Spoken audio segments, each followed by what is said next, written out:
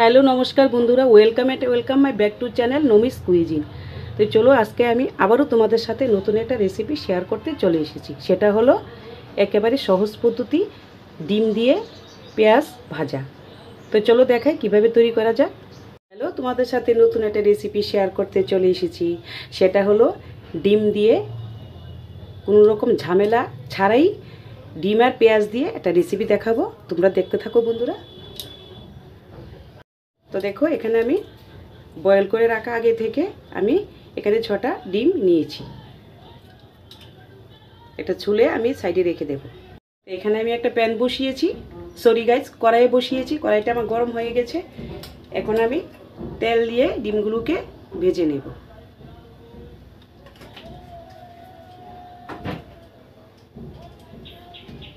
তেলটা আমার গরম হয়ে গেছে। এখন আমি ডিমগুলো ভেজে নেব।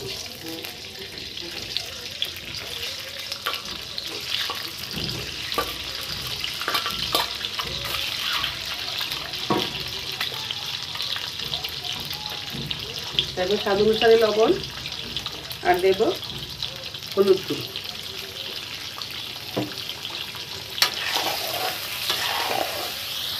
দেখো এখানে কালারটা চলে এসছে পেঁয়াজে।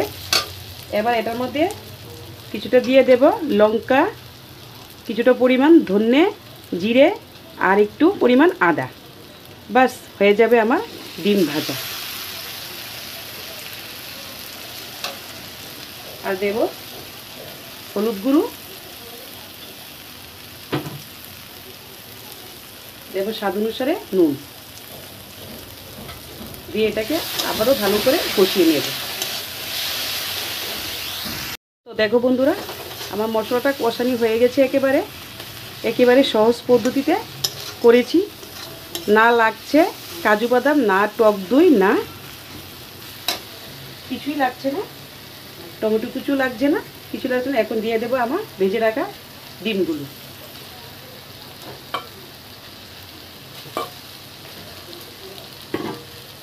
ছোট বড় সবাই এভাবে পেলে চেটে চেটে খাবে। সবাই তোমার প্রশংসা করতে বাধ্য হবে। এভাবে রান্না করে ফ্যামিলিদেরকে খাওয়াবে। বাস এখন আমি আর একটু রান্না করতে দেব। এখন আমি নামিয়ে নেব। সবশেষে দেব কস্তুরি মেথি। এটাকে এভাবে হাতে রেখে গুঁড়ো করে দিয়ে এখন নামিয়ে নেব।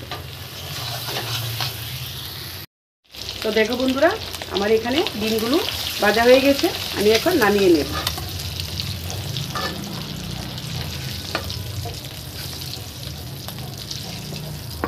এখানে আমি 3টা বড় পেঁয়াজই লাগবে ডিমটার মধ্যে। আমি কুচি করে রেখেছি কেটে। এখন এই তেলের মধ্যে পেঁয়াজগুলো দিয়ে দেব। দিয়ে পেঁয়াজগুলোকে ভালো করে বাদামি কালার করে ভেজে নেব। দেখো এখানে কালারটা চলে এসছে পেঁয়াজে। এবার এটার মধ্যে কিছুটা দিয়ে দেব লঙ্কা, কিছুটা পরিমাণ ধনে, জিরে আর একটু পরিমাণ আদা। বাস হয়ে যাবে আমার ডিম ভাজা। আর দেব হলুদ গুঁড়ো, দেব স্বাদ অনুসারে নুন দিয়ে এটাকে আবারও ভালো করে কষিয়ে নেব। তো দেখো বন্ধুরা, আমার মশলাটা কষানি হয়ে গেছে। একেবারে সহজ পদ্ধতিতে করেছি। না লাগছে কাজু বাদাম, না টক দই, না কিছুই লাগছে না, টমেটো কুচু লাগছে না, কিছু লাগছে না। এখন দিয়ে দেবো আমার ভেজে রাখা ডিমগুলো।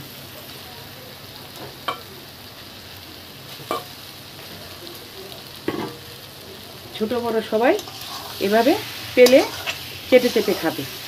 সবাই তোমার প্রশংসা করতে বাধ্য হবে। এভাবে রান্না করে ফ্যামিলিদেরকে খাওয়াবে। বাস এখন আমি আর একটু রান্না করতে দেব। এখন আমি নামিয়ে নেব।